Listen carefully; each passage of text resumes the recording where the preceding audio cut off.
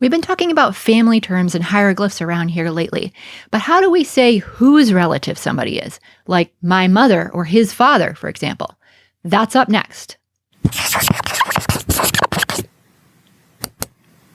In ancient Egyptian, there's a type of pronoun called a suffix pronoun, which is the one that can be used to express whom someone or something belonged to, such as in the phrase, her house.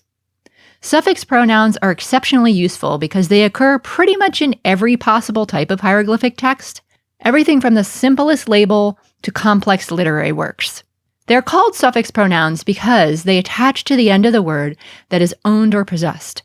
So in her house, for example, we see per for house and then s attached to the end of it for the her part.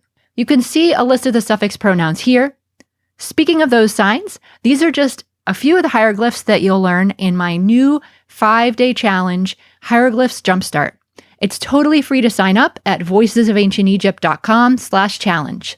When it comes to family terms, it's expressed in the same way. So his mother is mut-f, with the suffix pronoun f attached to the end of the word for mother, mut. The first person singular, that is I, me, my, is a little different than the others because instead of using a typical sound sign like the others, it uses signs that are usually used as what we call determinatives, that is, categorizing words. In this case, the seated man, seated woman, or even a seated god are used for the yod or e sound that we pronounce today. And the particular sign is chosen based on who the person is. So for example, with the phrase my mother being written by a man, it would be written mut-e with a seated man hieroglyph. But if I were saying that myself and talking about my mother, I would use the seated woman hieroglyph for the e part in mut-e.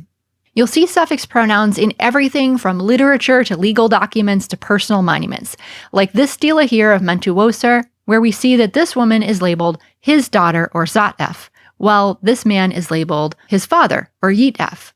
You can check out more on the word for father here and learn about the word for mother here.